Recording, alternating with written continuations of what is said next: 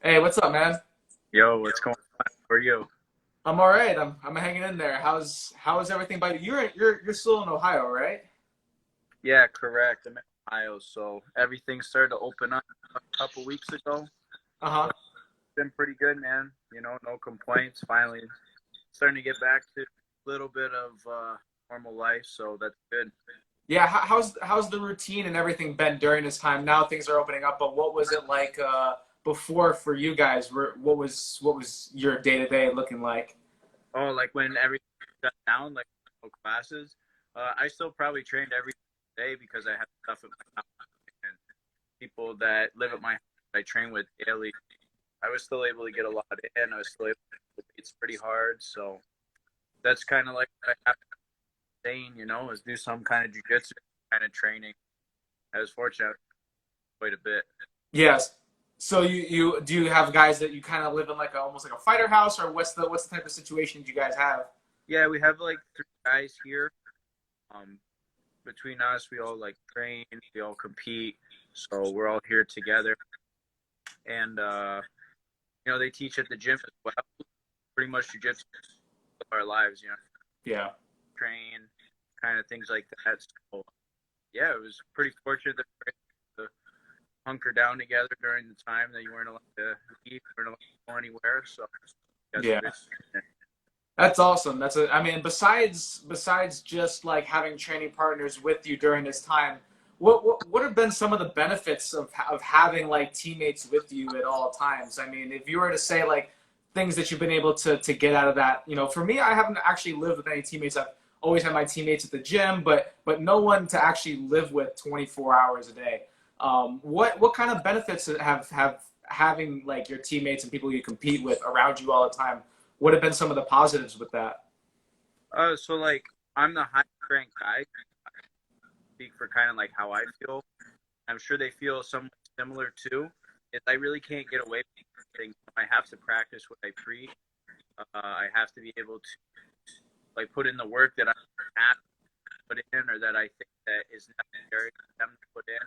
I can't like lie about it when I go home in my like bed for 3 or 4 hours in the middle of the afternoon games, or am I like continuing to study, do my other training at home, to do things like to kind of work around the house. So you really have to set an example. You really have to lead by example, especially because people see you and be pretty critical of you, especially if you're, one thing and not. Which is kind of something when people live apart.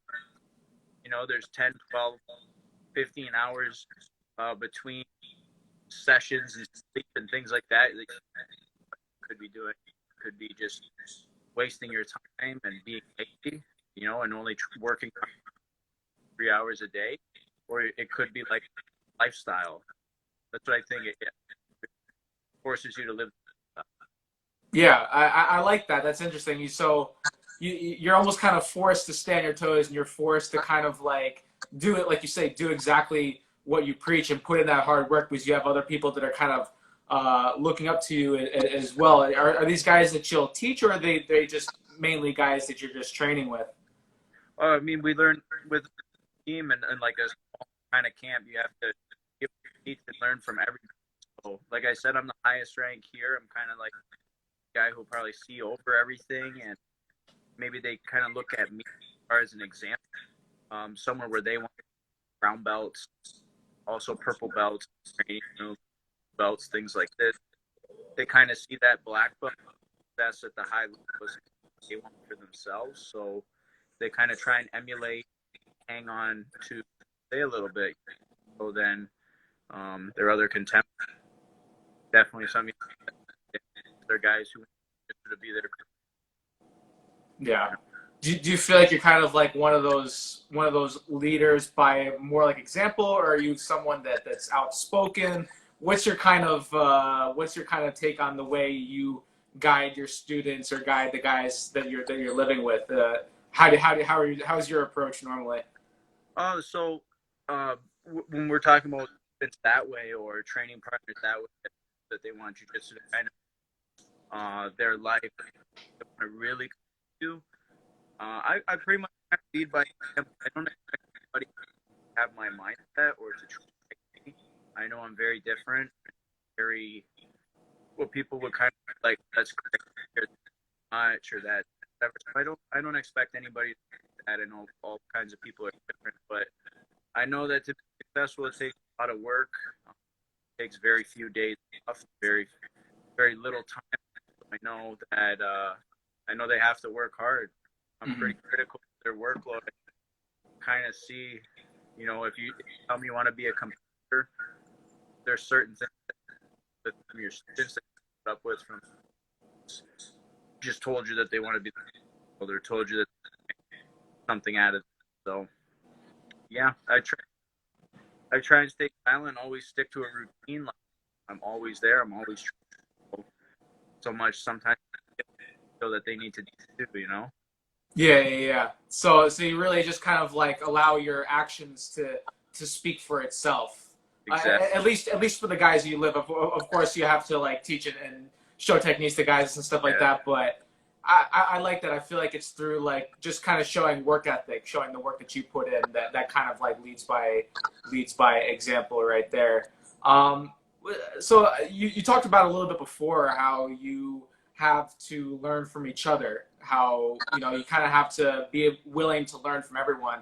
And this is something I was kind of curious about.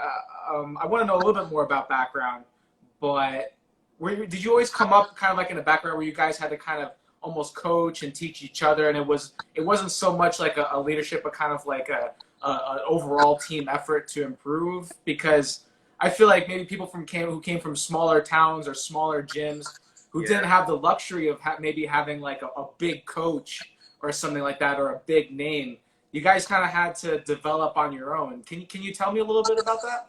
Yeah, it's kind of like something that I always had, like a thing that was always necessary was to be quite critical of yourself, to be very honest and very, you know, you really have to be analyze your game and kind of make decisions for yourself, and then get those people around you that you're close to that you can work in that way that I being able to coach because like kind of touched on small town, around where jiu-jitsu was popular. I'm, traveling to other gyms, traveling much further, crossing an international border. I peak in high school to train, um, and still not in the biggest area of jiu-jitsu, or still not the biggest team in competitive jiu-jitsu. Definitely always had to make a good bond with your training partners, learn how to grow, learn that. I've always been a big fan of like camp. I've always been a big fan of smaller room, staying away from those 30, 40, 50 people in a room. I'm a huge fan of that because when you go into those rooms, that all those people are kind of like divided like little sectors of like 6 to 10 that they kind of stick with, like 90% of the people. So I think that just have that all the time. You pretty much the other people that you really train with that often different look. You can always get that by traveling, training with your students, by inviting other people to your main course. Pretty small like that. And I think even in these bigger teams, that it's just like a lot of pods of guys. Yeah, yeah, yeah, yeah. It sounds kind of cutting off a little bit. Maybe would the headphones maybe work at all, or I haven't tried the headphones for sure. yeah, I'm catching a lot of it, but you're in bits and pieces a little bit. Let's see if that makes a difference at all.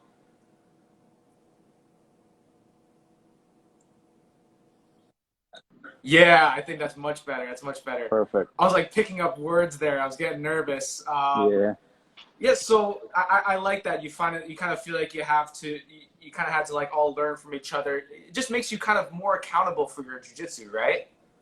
100%. I mean, you have to be can't really rely on somebody to just evaluate you. You have to be that person to be Mm. honest with yourself. Is it working? Is it not working? You know, are you doing the right thing? Should you be doing more? Should you be doing less? Like you're the one who has to really evaluate that and be like the first voice, the first person that you listen to yourself. So I do think that's good about the, smaller room, smaller camp, smaller training environment. Yeah, I find that to be that's got to be super helpful because it's very easy for someone who maybe is at a bigger gym to kind of just like lean on their coach and maybe not be Mhm. as thoughtful as they can be, you know, and kind of just rely on like, okay, I have my coach to back me up, and if I'm messing up, they'll tell me when. But I almost find like the benefit of being able to take advantage of it yourself and kind of being very proactive and knowing when you're doing things right and knowing when you're making mistakes and knowing when to correct. Were you always someone that was just very like a really studious on your game, would kind of watch yourself compete, or what was it? What were kind of maybe the smaller things besides just the training that you would usually do to help yourself improve?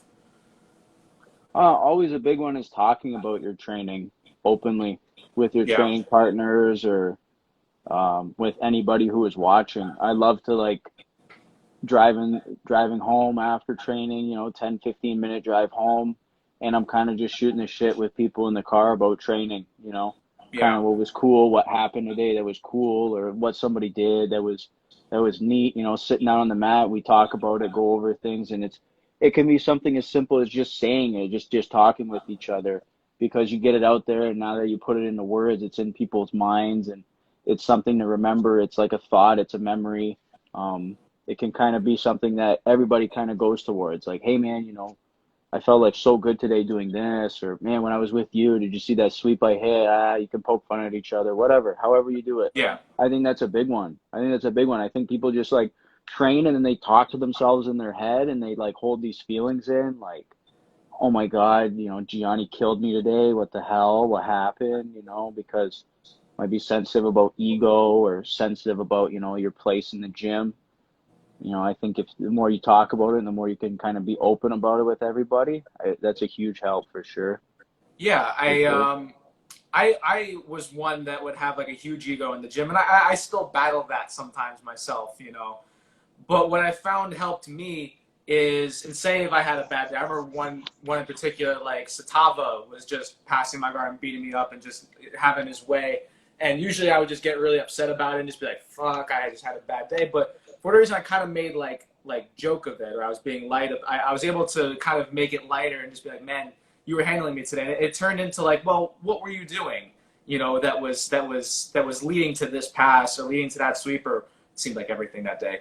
But what was instead of kind of internalizing it, instead vocalizing it, helped lead to finding improvements off of it. So I can imagine that just kind of vocalizing certain things that maybe went wrong, instead of it being like shit, I can't figure out what went wrong today. Instead, it becomes easier. It's not as heavy on you. It doesn't bother you as much. And also, maybe now you have some solutions to it. Probably the For best way to sure. get over a bad training session is to know that there's solutions to the mistakes that you were making. 100%. Yeah, that's 100% true. And the more you do that, the more you stop caring about the result of your training, which is a good thing to be. Everybody thinks that you need to like care so much and be like this, but you do to a point, and then you really shouldn't, because you're supposed to fail in training, you're supposed to bring something new to the table, or if you have an honest assessment of your jiu-jitsu, and you communicate with your teammates, you know what you need to improve on, you know what you need to add to your game to get to the next level.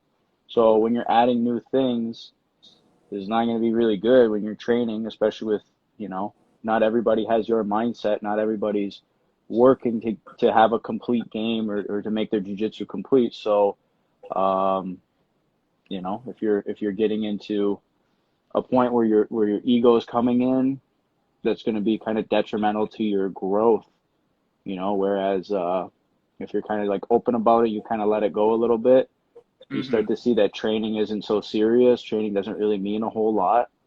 Yeah. you know Nobody really cares. I mean, nobody really cares about how good you are in training. I mean, you're just a folk tale. Like, if you're really good in training but you don't have like results, it's just kind of like a folk tale, you know what I mean? And it doesn't really Yeah. matter at the end of the day. So, it took me a little bit to learn that as well, but once I kind of learned that and saw the real importance in it, um, makes it fun.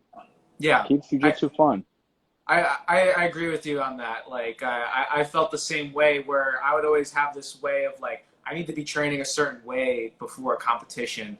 But I think it took me years to figure out, and it took me like a couple good tournaments to realize, man, I was training like, overall performance wise, I was probably training like crap sometimes, and then I would go in and have good performances.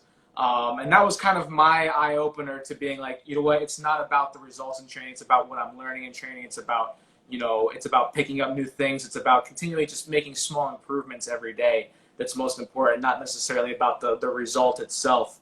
Was there any kind of realization for you for that kind of helped you realize, man, I shouldn't put as much of an emphasis on performance in training. Instead, it's more about what am I gaining, mentally from the training. Was there any kind of eye opener moment that you had, or was it just kind of like over time?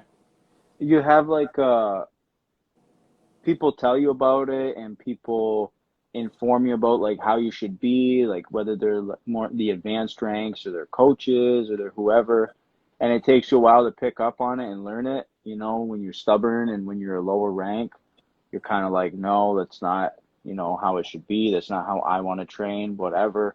And I think slowly over time, you kind of, start to wake up a little bit, and you may have like one or two little things that happen where you're training so good and you're so intense and then you compete like crap, or something like this. I mean, everybody's kind of had something like that. So it's like, when you compete a lot and you compete all the time and you compete for big titles and you compete for money and things like that, you start to realize that when no one's watching and it's just in a gym and it's just like grungy, it's early in the morning, it's whatever, no one cares about this. Like, these are not what, no one's here watching, no one's here judging, no one's here doing anything. This is like your time, so Yeah, started to treat it more and more like it was really my time. It was my time to experiment and get better. The more I did that, the better my results would come in competition. It's always frustrating when you have bad days training or you don't train the way you want to, especially you're getting close to a competition. You might kind of be panicking a little bit. 100% natural. That might never go away. But there's that little voice like positivity, like, you know what, this shit doesn't matter. We're still getting better. We're still here training. We're still here working hard. We can yeah. make it right.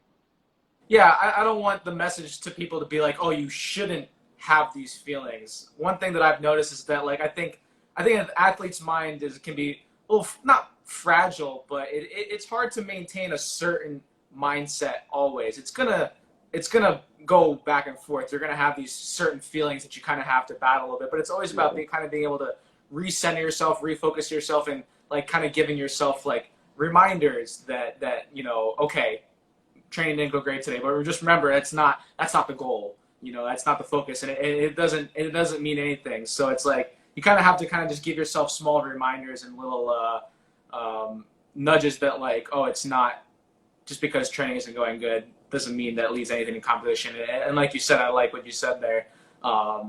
It's like your time. There's no one else is focusing on this. The cameras aren't on during the training sessions. It's in the competition where the cameras are on most. Absolutely. Yeah, no one cares, man. No one cares about your training. No one cares about how good you look there or how nice it is or whatever. No one cares about that, man. People are just there as fans and spectators to watch the finished product, and no one needs to know how you got there, and you don't need to bring how you got there out there on the mat. You just need to show your finished product. So that's it. That's what you're That's working it. towards. I like that.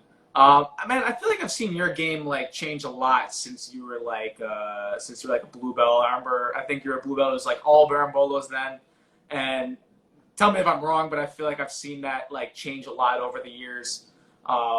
It's still you still go to it for sure once in a while, but obviously it's morphed into more than just that. I think that's kind of also a trend in jiu-jitsu. But when you were that blue belt, when you were first starting, who were like some of your influences that kind of helped you develop the game that you had then? Who were you kind of looking to at that point? Oh, when I was like starting out competitions that way, I think a trap that I fell into that a lot of people fall into is you see like kind of what the popular thing is right now and what the majority of people are doing, and then you kind of like start to do it Yeah, yeah, just because you think that's what you have to do. And I think that's what a lot of blue belts do. Um, and that's kind of like what I did. So like the big thing was like, Spider Guard, Berimbolo. That was like the new hip thing then, 2012, 2013. Yeah. Everybody wanted to do it. Everybody was doing it. You had to learn it regardless. You know, if you had some skill and you were good at it, you could use it and you could kind of like wreck house. So that's kind of like what happened with me. Yeah. I kind of just saw that as something that, like, in my mind, I thought you just had to do it. So that's kind of what started that and like shaped my game. And once you get to purple belt, if you don't have like a moderately complete game, you're kind of in trouble a little bit. So, um, ran into some tough times at purple belt. What lucky enough that I had a good mind, so I was able to work on everything else and bring my jiu-jitsu up to par. Hmm. And just kind of went from there. I just kind of started to be more so like trying things and seeing what worked for me personally and not what I thought I should be doing or I thought, I needed because like the rest of the world was doing it. It was the things that I assessed and knew that I needed for my style, for my personality. This jujitsu works for me. So that's kind of Yeah. just how my game built. Yeah, you know what? To like defend, blue belt you and like all the blue belts out there that kind of feel like they have to play this game. I think they fall into it because they don't know enough to like discover what they want as well. So I think the first thing that a lot of newer competitors, look at is like what's the thing out there, And I feel like there was a theme I noticed a couple years after, maybe like 2014, 2015, 2016, where like a lot of the blue belts were only playing like lapel stuff, where they didn't have guard retention to save their lives, but they wanted to play lapel. I think that was kind of the trend at that point there for a bit, but it's because maybe they just didn't have enough knowledge of what they should be doing at that point. They didn't realize how important it was to be well rounded at that time. So not to Yeah. like knock them, completely. I guess I would just say it's like it's what they're exposed to, so that's what they assume that their game should be anyway at that point. Yeah, and at blue belt when you don't have like now we have some more options as far as competition, but back then you didn't have any other option besides if you wanted to be good, you had to win pans or you had to win worlds, and it had to be in the gi for Yeah. you to be respected. And it was an IBJJF, and they had a certain point system, and your game had to be competition, oriented. It had to be to not get scored on and to stay ahead on points and all these things like this. So that's what I think kind of shaped that because you had to get ready for that like right away. Like blue belt is not a long time. 8 months, 12 months, people are getting blue belts. Some people are coming into the gyms getting blue belts in like 3, 4, 5 months of training. So it's not really a long time to learn a lot of jujitsu. So, people are kind of sticking with these things that can help them win competitions, give them a lot of satisfaction that way, and that can be relatively easy to learn. And I think those kind of games, like the Berimbolo, Spider Guard, when you're using that against guys who have similar experience levels, that kind of separates you at that point. Because all those little like basic passes that you learn and ways to stand up in the guard and whatever just gets completely foiled by this lapel game and berimbolo game and everything like that. It takes like a really long time to start to understand how to put pressure on people, how to get to dominant positions, how to pin somebody, how Hmm. to deal with these different kind of guards, how to deal with someone who's flexible. This takes a lot of time, a lot of hours of training. Whereas compared some things that are kind of like tricky and these little, cool things, it don't take very long to get good at, man. I mean, some people could pick it up, like that. One week they're whoever, the next week they're doing these new things and they're beating up everybody. So, yeah, I think it's easy for them. Yeah, you were mentioning before a little bit about how your game like kind of changed based on maybe on some setbacks on some tougher times at Pro Bowl. Just to clarify, that was like it was like some competitions that you had that were a tough time that kind of forced you to kind of evolve your game more. Was that kind of what it was? Yeah, stuff just doesn't work as well anymore, It's like you try and do some things and they're not working. You're used to dominating the competition or doing really well against the competition for the most part, and then all of a sudden it's just hard for you to get anything going, or you're losing, you're not getting the results that you want, or that another bad word that people talk about is expecting. Like you expect to get these results because you were really good at blue belt, then you get the purple belt, they don't come. It's quite disheartening. So that's when I took the time to just be like, look, if I really want to do jiu-jitsu, I really have to make changes. I really have to do something different. Like it doesn't matter. I have to understand that being the best purple belt in the world is not my goal. If I can't be the best purple belt in the world, so be it. I'm gonna be upset, but it is what it is. My goal is to be like the best black belt in the world or on a professional level. Yeah. That's my goal. So everything else along the way is just kind of like a stepping stone. If I miss or I stumble on the way, that's okay. I'm still going towards that goal of being black belt world champion and being one of the best in the world at the professional level Hmm. and living up to my potential. That doesn't Uh, include being a purple belt world champion necessarily. So, yeah. you know, Was that always kind of like your mindset or your kind of thought process on the ranks? Like this is kind of like just a small step in towards the bigger goal. Was kind of being at that professional level, the high, you know, at black belt competing on the highest stages, kind of like the idea. For me, I always thought I was more like moment to moment, you know. So for me, I was like, you know, this is live or die, being trying to be the best purple belt in the world, and then it was like yeah. live or die, trying to be the best brown belt in the world. But for you, it sounds like was that always kind of like the idea is like this is where I want to be. At the end of the day, this is the goal more than anything else. It's been that way for a long time. I think everybody falls into a little bit of that thing about I want to be the best. Like your ego comes in, and you have to have an ego in this game. And Yeah, I think sometimes it can get a little toxic, and you can in this thing like I have to be the best. I have to win. I want to win. This is what I want. What I need to live. But it doesn't really matter. And pretty quick, you kind of at least for myself, I kind of snapped myself out of it and said, like, look, man, you know, this is what it is. I'm 19 years old or I'm 20 years old. I'm not going to keep myself up at night because of something like this. I have a goal to be at this level. I haven't put a time on it because it might happen in a year and it might happen in 10 years. So there's no time that I just know that that's where I want to be. I need to work as hard as possible and do everything right to get there. And that was my goal. I mean, even when I got my black belt, I didn't get too discouraged when I would have poor performances, especially in the beginning, fighting some of the more experienced guys are definitely like it's an uphill battle fighting a guy who's probably as talented or more talented than you and has 10 plus years of experience against you. So yeah. I wasn't going to get frustrated then either. You know, I wasn't going to get like down on myself then either. I knew that I wasn't at the level I wanted to be. I wasn't at that, you know, peak level that I knew I was capable of. So is what it is. Just keep working.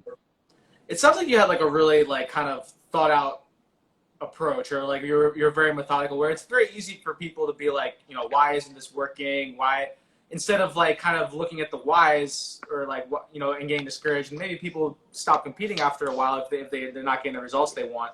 Instead it was more like, okay, well, what do I need to do, instead of being like, well, why isn't this working? Instead it's more like, you know, well, yeah, you asked that. You asked why isn't it working, but instead of looking at it on the negative side, you kind of almost have. It sounds like you almost have like kind of like a neutral mindset on that, where it's not a bad thing, but it's just an opportunity to improve off of. Would you say? 100%. 100%. You know, I don't, everybody gets bummed out about their losses and, you know, coming up short, but I had a goal in mind, you know, like I said, and that was the thing that I was going towards. That was the thing I was focused on. I knew all like the mishaps and everything was just some things along the way that were going to happen. It was just like kind of a cue to show if I need to change something, if I need to do something right, or maybe it was just a cue to say, hey, you're not ready yet, kid. Try again. You know, Yeah. you ain't there yet. You know, try again. So I had those moments. Now, like the more you experience you get, you don't expect to have moments like that. You know, you think like, okay, now I got it. Now I have my experience. Now I'm established and it is what it is now. But there's always going to be other things to work on. I'm always finding new things that I know I need to improve on. I know I need to do if I want to go to a higher level or if I want to keep my spot here. I know there's a lot of things I have to continue doing. So that process never really stops. I feel like the process never really stops, because the same thing doesn't always work. You could be at Yeah. the highest level, but you almost always need to make adjustments. For me, like for example, what I noticed is that like I had a couple good wins, and I think I found myself getting a little complacent with my game or what was working.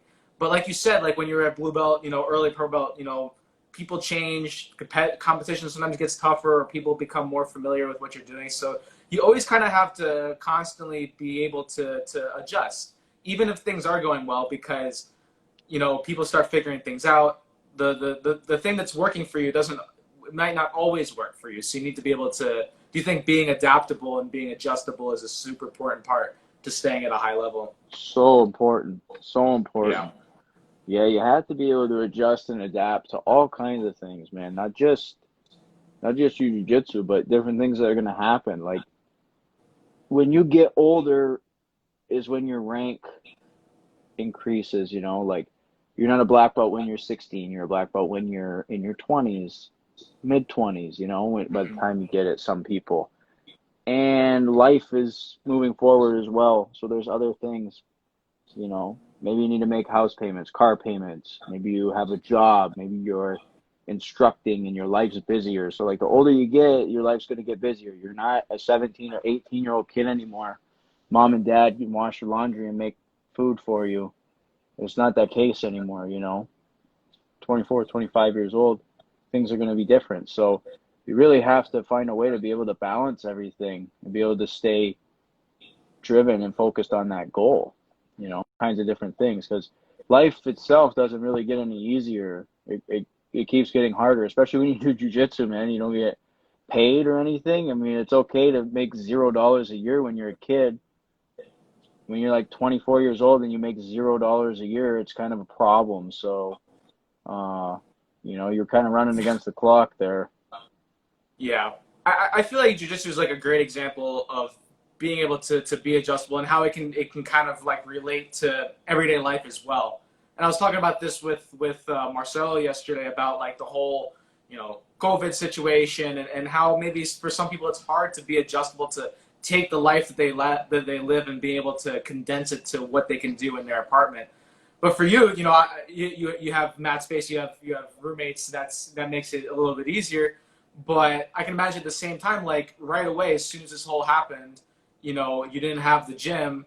You're able to make the adjustment right away. You're able to kind of be adaptable. You're like, okay, maybe I can't do my workouts, at the gym. I figure out something. You know, you adjust. And Yeah. I feel like maybe for us who have been in the competition scene for so long and have done jiu-jitsu for so long, maybe it's easier for us to kind of adjust to difficult situations because of this.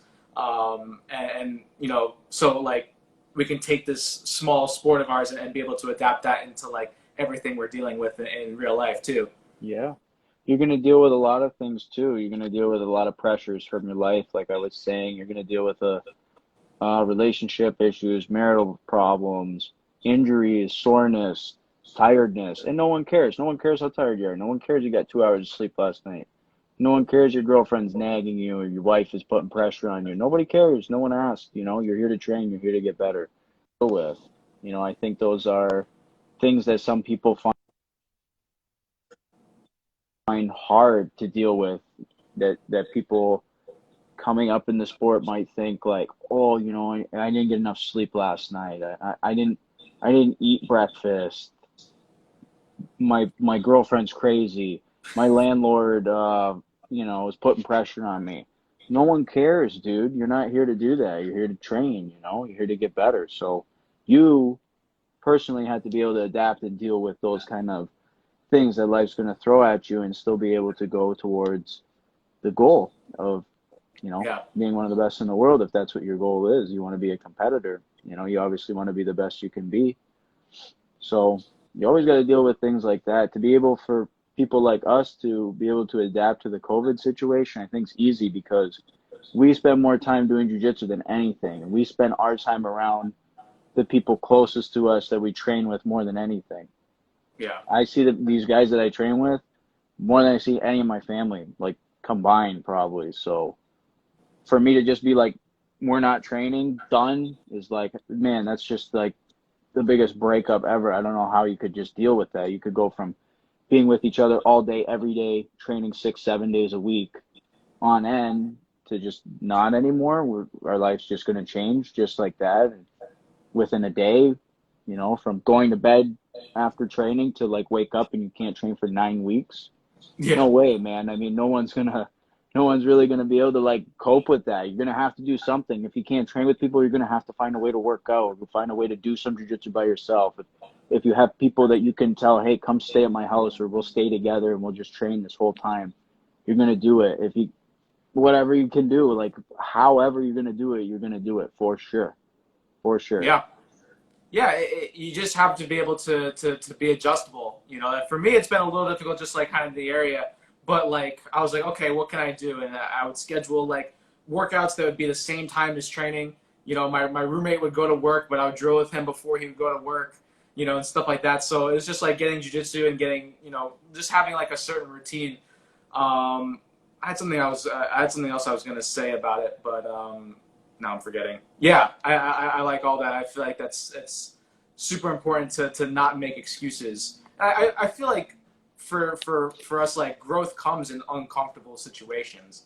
Like, I don't think I'm improving that much when things go well in training because I got the full amount of sleep, because I have the routine that I want beforehand.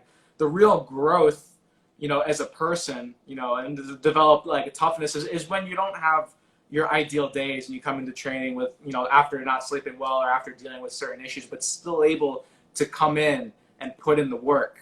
That's where I feel like you find the most improvement. I'm sure you feel that. It sounds like you sound the same way about that. 100%, 100%. And like I said, at the end of the day, no one really like asks you or cares about your lack of sleep or how tired you are.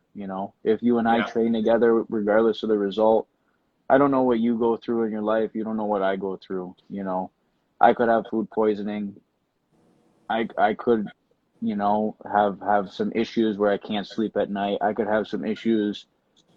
There's a bunch of things that are just limiting my ability, but bringing my training down. And I don't know what's going on with you. So, we don't need to make excuses, or we don't need to talk about it. It's just training. It is what it is. We deal with the issues we have to deal with, and we go forward. Yeah, that's it. What have been some of the influences for you in your game now? It sounds like maybe I already know the answer, because it sounds like you've learned a lot from the people you're just around, the kind of immediate people you surround yourself with. But has there been like a certain person or a certain like group of people that have like influenced your game to what it is today? Was there someone that you tried to like take from the most, or if that makes any sense? Yeah, one guy actually gave me my black belt, Vitor Oliveira. Yeah, He yeah. comes to mind. I mean, there's a lot of people like down the line who have helped me out. Literally hundreds of people who I could sit here and say like one thing, little things that they've done for me and like help me, maybe without them even knowing that they did it. But Vitor really, he had a similar situation to me where he trains and there's not a lot of people. It's not a lot of high level competition all time of the year, so he has to kind of adjust his training and make everything work for him. And that's something that I had to do. And I was just kind of seeing how he trains and seeing how he is with how he treats training and how different he looks in the training room compared to the competition is something that I could never really figure out. I was like, man, I don't see him doing those kind of things that he does in competition. Like, he's not kicking anybody in the shin and taking them down. He's not doing any like of this crazy stuff I see him do when he competes. He's kind of training a little different. It doesn't really seem like him. Yeah. And you come to figure out that there's methods behind it. There's a method behind that type of thing, and that's kind of what I was talking about. And he's somebody I learned it from. I don't know if I learned it from him by just straight up talking about it, or just being around him since I was like a blue belt and seeing how he acts and seeing how he trains. So as far as jiu-jitsu and mindset about training, he helped me a lot, like, firsthand for sure. Yeah, I like that. And actually, it sounds a lot like what you were talking about before, how almost you conduct yourself with your students and your teammates and friends, where you kind of just like, you have them follow by example, And so it sounds like it wasn't necessarily anything that he would tell you, but you just, him putting in the work and him putting in the time and showing that, you kind of just not followed along, but you were observant of it, and that's how Yeah. you were able to kind of emulate him a little bit more, not through so much words, but kind of like through just actions instead. Yeah, for sure. I mean, I was around him quite a bit. I was around him through a lot of different stages in my life, blue Yeah, belt, even beginning blue belt, like 17, 18 years old, purple belt, brown belt, black belt for, the last however long, 3 years now as a black belt coming up. So, yeah, you see it a lot, you deal with it a lot. You're in like a different headspace, kind of. You're maturing and you're seeing things differently, and you start to learn. When you're around it at first, you can't figure it out. Why is it like that? After a few months, after a few years, your opinion changes and you take it how you're going to take it. yeah. What do you think is like the biggest difference, maybe mentally, from like say you're a black belt now to when you look back at those times when you were like a blue belt? I'm sure there's a ton, but mentally, what do you find different about yourself than you do now? I don't even know if I would answer that super well, but if you had one in mind or something. So I got a couple of things I could say. I think it comes down to my honesty with myself, as far as my training. I'm going to be honest about how I train. Uh, if I have a training day where I got sub 6 times, I'm honest enough to say if it was a good training day or not. I could get my ass kicked in training and have just a terrible day. Like somebody could watch me and be like, "Ooh, it's not that good." You know what I mean? But um, to me, it could be a great day because I'm honest about it. What did I get from it? Did I learn something? Did I get better? Did I get a chance to work on what I wanted to work on? I could have a day where I come in the gym and I'm like, I'm like Godzilla. I'm wrecking everybody. I feel amazing. I can't get tired. Was it a great training day for me? I'm going to be honest about it with myself. Maybe it was, maybe it wasn't. Maybe I didn't get as much out of it as I thought I could have. Maybe things that I wanted to work on, I didn't work on. I didn't Yeah, get to work with. So I'm very honest with myself. I don't bring my ego into it. Before you would say, I had a great day today. I subbed so and so 7 times in a row, or I subbed this guy 3 times. It took us back. He never scored a point on me. Well, cool, but did you have a goal today in training, or was it just to fuck everybody up like it was every other day? So, yeah, you know what I mean? I'm quite honest with myself. I set goals and I evaluate. I do evaluate in depth. I don't evaluate in the way of egotistical kind of how many times did I sub Johnny today? How many times did I sub Joey today? How many points did people score on me? Did anybody pass my guard? No. Okay. That's not how I judge my training. I judge my training in depth and honest about it. Honest assessment every time. yeah. I think that's really important, and I found like I've had like a similar path like that as well. I think when you're young and you're kind of boastful, you kind of want to prove yourself, especially at the lower belts. I remember like when I was a blue belt, I always want to go with the purple belts. I always want to try to beat them, but there was never like any. I look at it now and I'm like, man, I probably missed a lot of good opportunities to just focus on improving because I was so concerned about the results. Yeah. And I think we can agree where we've had days where, yeah, I've had bad days in training, what people consider would be bad days. But if I was able to do something well, do something maybe do something different just once, if I've been working something new and I hit it once in training, even if I got sub 3 times, 4 times the rest of that day, I'd be like, man, I got that move. I was able to do something that I wanted to work on, something maybe I hadn't done before, and I was able to get that. Whereas sometimes you have great days, but it's like, okay, I spent 5-6 hours on the mat today, but what did I really get out of it? And I was killing everyone, but I didn't come in with a plan. I didn't come in with a kind of a goal in mind or a plan of attack. Okay, you can train for 6 hours a day, but if you're not mindful about it, if you're not walking away with something that you gained from it, then you basically just wasted your time. It's kind of almost like not thinking about what you're eating. Sometimes if you just like inhale food, it's like empty calories because you don't even Hmm. really realize what you just took in, what you got from it. Kind of the Yeah. same with mindless training, right? I think so. I think when you look at it's easy with jujitsu to kind of lose sight of that because there was never really a program. with jiu-jitsu. There was Yeah. always like, how do you train? Well, you come in, you train really hard, and good things are going to happen. Kind of true, kind of not true. A lot of shit you got to do, a lot of different things. Every other sport, I'm going to take one for example. I know it's very different from this. Any kind of sport that deals with strength or like bodybuilding or things like this are so regimented. Like when you look, there's like a program for every single thing that you do. And when Mm. you look at MMA now and the UFC, you start to see that things are quite programmed as far as there's like a nutritionist, there's these different striking coaches, there's different, you know, there's all kinds of different stuff. They have like these team of like 10 coaches and 10 specialists with them. Um, are we at that level yet? No, we're not professional MMA. We're not in the UFC, but we have to have something kind of similar to that. We have to have a program, Yeah. a way that we train. How do we train? What are we doing? What's our goal? What's our goal in this like cycle? How are we eating? What are we trying to gain? What are we trying to do? If you need to consult with people who are experts, then that's what you have to do. That's what all other sports do. So it's not right to just go in the gym, train hard, and think good things are going to happen. Yeah. Lift outside the gym, however you lift, be strong, good things are going to happen. Eat how you eat, good things are going to happen. Everything needs to be really disciplined.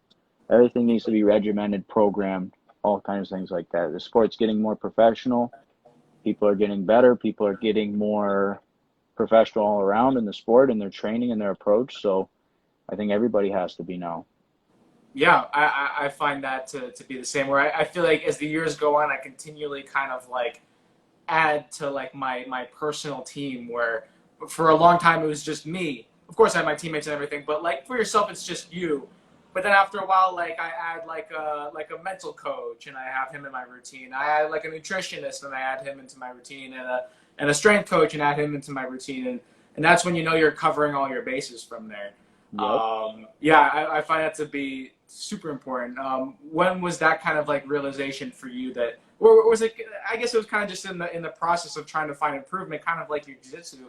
You kind of just realize, man, I need to add this into my routine. I need to do this and that. It's kind of just a trial and error process. Would you say? For sure. Like when I started jiu-jitsu, I was never in a huge thing. So, um, never like a huge team. So I was always like a kid or a teenager training in the adult class and by Yeah. far the smallest and the weakest. So there's always this kind of like thing. And like, even when I was an adult, I'm not huge anymore. And it's like I'm always around big guys. It's like, it's always the mainstay guys are like big, strong dudes. And even though I'm pretty strong, I need to find a way that I could stay strong and stay injury free and not be like 200 pounds and fighting heavyweight when I'm my height. Yeah. So that took a lot of trial and error. I know how to lift. I've lifted since I was young, but taught by my dad and things like this. I knew some things and I could try all these different programs on how to do it and kind of just trial by error to find what worked the best for me. Finally, a lot of studying, a lot of time, I found the program and weightlifting thing that I use now. But my point is that everything was a program and everything had a routine and a regimen, whatever it was, whether it was this many days a week for this or that many days a week for this and this amount of work, that amount of work. They were all different things, all kinds of different stuff. A lot of it was similar. Almost all of it's based around kind of the same thing, but they're all a little bit different. But they're all programs. They're all meant to be done regularly, consistently, all the way through. So it was some time I found the program that worked the best for me. And after finding that, I kind of thought, why isn't everything on a program? If you want to get better, if you want to improve, if this is designed to make you stronger and that's how it is, why isn't training like that? Why isn't my jiu-jitsu like that? Why isn't my diet like that? Maybe everything kind of has to be that way. You know, Yeah. how many meals should I be eating a day? Okay, this is how many. What should I be eating a day? Okay, that's what I'm going to stick to. Even when I'm kind of like not doing it, I'm going to stick to that. I'm still going to eat my 5 and 6 meals a day. Even when I'm not training for a competition, I'm still going to lift 4 times a week. Might I change the intensity? For sure, but I'm always on some kind of program because that's how you have to be if you want to be a professional athlete. Yeah. I wanted to ask, and let me just check the time. We have about 9 minutes left. Okay. I always forget the time because I just get wrapped up in the whole conversation. But I was curious. One thing I've always liked to talk about with people was kind of like what was a, and sometimes I think this is a dumb question. Like, what was like a breakthrough moment? Because you've had this really good run at black belt, you've had this good streak, and you're just hitting a good stride. It looks like from the outside. And when I even think of like good moments for myself, even I mean, probably even answering my own question, I don't feel like it was ever like a breakthrough moment. It was kind of just, figuring things out as you go along. And all this that you're kind of telling me maybe is giving that answer. But if you can tell me, like, what mentally, physically, what do you think was a kind of a key adjustment that helped you kind of like hit this kind of stride where you said you struggled a little bit at purple and brown and had good moments, but what has kind of helped you think find a solid consistency now? Well, first off was like my goal, my end goal. That was never really, I might have got frustrated, but I never really got off course. I always Yes. stayed Right. focused on that. So that was one. And I kind of learned things along the way, but I competed at a Kasai event and I competed at the 185 tournament. I Mm-hmm. didn't have like a great result. I think I lost two fights, won one. Wasn't a great result for me. I didn't show very good jiu-jitsu, like in my opinion, for what I am. But at the end of the event, I knew that's what I wanted to do. I wanted to fight on events like that. I loved it. I loved it. Everything about it. It gave me just like passion to compete. It was like it was just what I wanted. It was what motivated me to do jujitsu and go to the next level. So that was Yeah. a huge moment for me. And that's kind of when you sat down and went like, all right, if this is what I want to do and this is going to bring me, because you have to love what you do and you have to love the process about it. Yeah. I already love training. I already love the process. And now I have this amazing professional kind of jujitsu scene to look forward to. And it was so cool to me at the time, especially. And it was like, okay, what do I need to do to get to that? What do I need to do to be a professional? What do I need to do to be a professional athlete? Because now I am a professional athlete. Somebody calls your Yeah. name, you walk on the stage, you fight for money. That's what it is. Everybody wants to see you. Everybody's watching you. What do I have to do to be a professional? I'm not an amateur anymore. Wake up call. Let's go, kid. So that's what I think was a moment in my career where it was probably one of the biggest to be like, it's time to do it right. No shortcuts, no thinking you got it figured out, nothing. Yeah, that's interesting. And so it was like maybe it's also kind of one of those things where we go to those IBGF tournaments, which are great in their own way, but it's kind of easy to get lost in the fold because there's so many competitors. But also then once you go on to like those big stage type events like Kasai or Fight to Win, you're like, oh wow, you kind of see how big it can be, and you see what you really want. And wanting to have those moments, like I always crave like being on big stages. Those are always the most enjoyable to me. Like finals at World Pro in Abu Dhabi, and then like Kasai's and the Fight to Wins and stuff like that. Those were always the things that you train for and that you crave more than anything. So it's kind of like that experience kind of like propelled you a little bit more to try to do everything you could to be as well rounded and really understand. Wow, this is actually professional. We can be professionals. What Yeah. do I need to do overall to be that professional? Right. 100%. I mean, we grew up like as kids, if you would play, I never really played baseball, but if you played baseball in the backyard, you pretend you hit the ball out of the park and you walk around the bases, you're waving to the crowd. They're talking about your name, number, whatever. Same thing. Like that's the kind of the thing you just imagine when somebody says a professional sport or pro sports playing a game. That's what everybody just imagined. And the UFC and boxing was kind of what we looked at as being a professional combat athlete. You walk to the ring, you walk to the mat or whatever. It's intense. There's a big crowd. Even collegiate, like amateur wrestling, freestyle wrestling, there's a huge crowd. There's a lot of intensity. And then we kind of lacked that with BJJ when we were at the IBJJF competitions. Like even with all the crowd and everything, it was still around this big tournament that like 3,000 people were doing. And it took Yeah. away from that a lot. It took away from that a lot. I don't care what anybody says. I'm not taking anything away from the prestige of the tournament and how important it is, but it took away from that kind of like dream that you had as a kid or that dream you had growing up. Took away from it quite a bit because it's like, yeah, it's the same venue, same tournament, Yeah. same everything. 10 years later, here I am. You know what I'm saying? Like, Yeah. after a while, it's like I want to win that tournament more than anything, but I hate that venue, or I fucking hate being there. You know what I mean? I'm tired of it. Why can't they take this thing to like Boston or something? Why can't we do it, somewhere else, like change the scenery? So that was kind of a thing that I think a lot of people get into, is the repetitiveness and same tournament from blue belt to black belt and always chasing that goal, you know. Great thing. I believe every guy in jiu-jitsu, every girl in jiu-jitsu, every person that does jiu-jitsu that wants to be a competitor should have to work towards that and go through that kind of like struggle with competing and trying to win a tournament like that has a lot of prestige around it. But those professional events kind of what spark your interest for a lot of us. Yeah, absolutely. I agree.